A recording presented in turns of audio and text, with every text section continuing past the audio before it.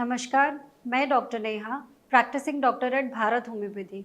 आज की इस वीडियो में हम बात करेंगे किडनी रोगी में फेफड़ों में पानी क्यों भर जाता है और इसको हम कैसे ठीक कर सकते हैं। सबसे पहले समझना है कि पानी भरता ही क्यों है शरीर में किडनी रोगी में। देखिए, आप जानते हैं आपके शरीर में जो 2 किडनी होती है उनका प्राइमरीली काम होता है आपके शरीर में जो टॉक्सिन्स इकट्ठा होते हैं, पूरे दिन भर में आप बहुत सारा काम करते हैं, बहुत सारी गंदगी बनती है शरीर में, उस गंदगी को शरीर से बाहर कर देना आपकी किडनी का काम होता है। दूसरा काम किडनी का ये भी होता है कि ये जांचना कि आपके शरीर में कितना पानी है, कितना आपने पानी पिया, खाने पीने से शरीर में कितना पानी इकट्ठा हुआ और उसको पेशाब के रास्ते बाहर कर देना। सही मात्रा में पानी को बनाए रखना शरीर के अंदर, ये किडनी का काम होता है। और भी किडनी के बहुत सारे काम होते हैं। अब आप ये जानते हैं अगर किडनी खराब होगी तो उसके सारे फंक्शंस धीरे धीरे खराब होंगे। तो जब किडनी ये बात अच्छे से जज नहीं कर पाती है कि शरीर में कितना पानी है और उसको पर्याप्त मात्रा में पेशाब के रास्ते बाहर नहीं निकाल पाती, तो शरीर में पानी इकट्ठा होने लगता है। दूसरा एक और इसका बड़ा कारण है जो कि प्रोटीन से रिलेटेड होता है। पहला कि आपके शरीर में जो प्रोटीन होता है वो लीक होने लगता है। क्या होता है, किडनी में एक छलनी होती है, उस छलनी में छेद होते हैं। जब किडनी में बहुत लंबे समय तक खराब असर आता है, किडनी डैमेज होने लगती है, तो वो छलनी के जो छेद होते हैं वो डिस्टर्ब हो जाते हैं, मोटे हो जाते हैं। प्रोटीन इतना बड़ा मॉलिक्यूल है तो प्रोटीन जो है उस छलनी के रास्ते, उस छलनी से बाहर आने लगता है। तो ऐसे केसेस में हमको दिखता है कि प्रोटीन लीकेज हो रहा है। अब जब आप रिपोर्ट कराएंगे, जांच कराएंगे, तो आप देखेंगे रिपोर्ट में या तो प्रोटीन ट्रेस आ सकता है, या +1 आ सकता है, +2 आ सकता है, +3 भी आ सकता है। इनफैक्ट +4 भी आता है। +4 का मतलब है कि बहुत ज़्यादा अमाउंट में शरीर का प्रोटीन पेशाब के रास्ते बाहर आ रहा है। ये एक बहुत ग्रेव सिचुएशन होती है, यानी एक बहुत अलार्मिंग टाइम होता है। तीसरा एक और मैं यहाँ पे बात कहना चाहती हूँ, जैसे ही किडनी पेशेंट को पता लगता है कि हमें किडनी की बीमारी है, पेशेंट सब कुछ खाना पीना छोड़ देता है, पेशेंट प्रोटीन इंटेक 0 कर देता है। ये एक बहुत अच्छा स्टेप नहीं है। ये करने से आपके शरीर में प्रोटीन की मात्रा धीरे धीरे कम होने लगती है। ऐसा करने से आपको दिख सकता है कि क्रिएटिनिन कम हो रहा है, लेकिन ऐसा करने से शरीर में प्रोटीन की डेफिशिएंसी होने की वजह से आपके शरीर में बहुत ज़्यादा कमज़ोरी हो सकती है और बार बार इन्फेक्शन होने के चांसेस हो सकते हैं।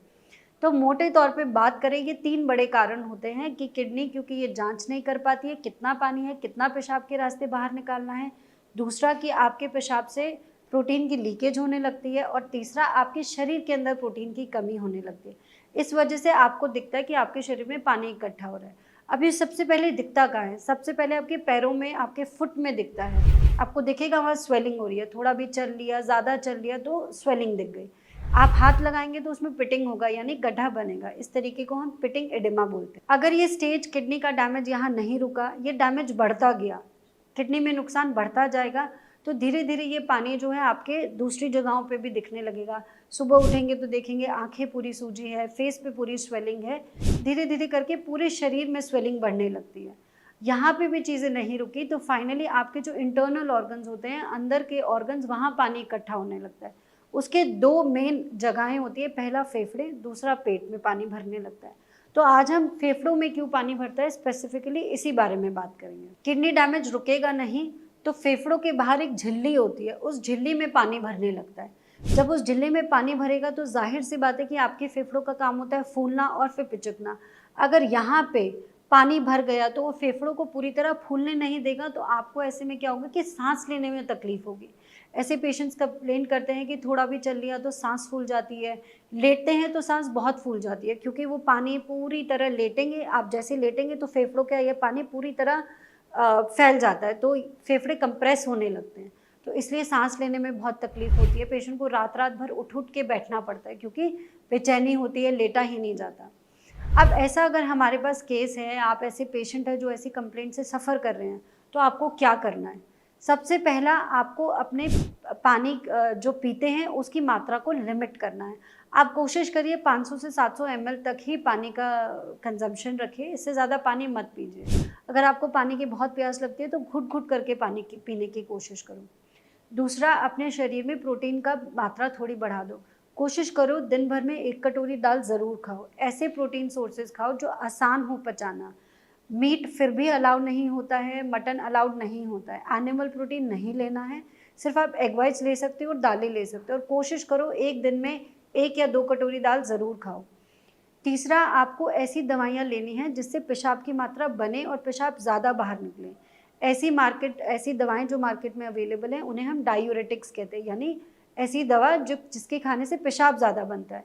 इस टाइम पे जब हम होम्योपैथिक मेडिसिन्स देते हैं तो कुछ होम्योपैथी में ऐसे डायूरेटिक्स होते हैं या मेडिसिन्स होती है जिससे पेशेंट को इस वक्त इस स्टेज पे बहुत आराम आता है। पेशेंट का यूरिन आउटपुट धीरे-धीरे बढ़ने लगता है। जैसे-जैसे आपका यूरिन आउटपुट बढ़ेगा, आपके शरीर का अंदर अंदर का इकट्ठा हुआ पानी धीरे-धीरे पेशाब के रास्ते जाने लगेगा। तो धीरे-धीरे आपकी तकलीफ में आपको आराम आना शुरू होएगा।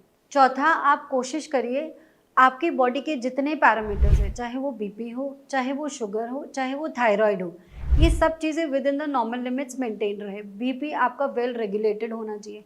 शुगर आपका जो फास्टिंग में नापते हो और खाने के बाद नापते हो, वो दोनों शुगर वैल्यूज़ एकदम नॉर्मल आए। और तीसरा, ये भी ध्यान रखना है कि आपको थायरॉइड की शिकायत ना हो। थायरॉइड की कमी होने की वजह से भी पेशेंट्स की सूजन की प्रॉब्लम बढ़ती चली जाती है। ये ध्यान रखना है कि अगर आपको किडनी की बीमारी है, किडनी में डैमेज है, तो उस डैमेज की वजह से आपके दूसरे ऑर्गन्स डैमेज नहीं होने चाहिए। तो अपने लिवर को बचा के रखना, दिल को बचा के रखना, अपने लंग्स को बचा के रखना, इन सब चीज़ों पे हमेशा ध्यान देते रहना है। बाकी इसके अलावा भी आप कोई जानकारी लेना चाहते हैं, कोई कन्फ्यूजन है, तो आप हमारी टीम से कॉन्टैक्ट कर सकते हैं and we will be there to help you. Thank you.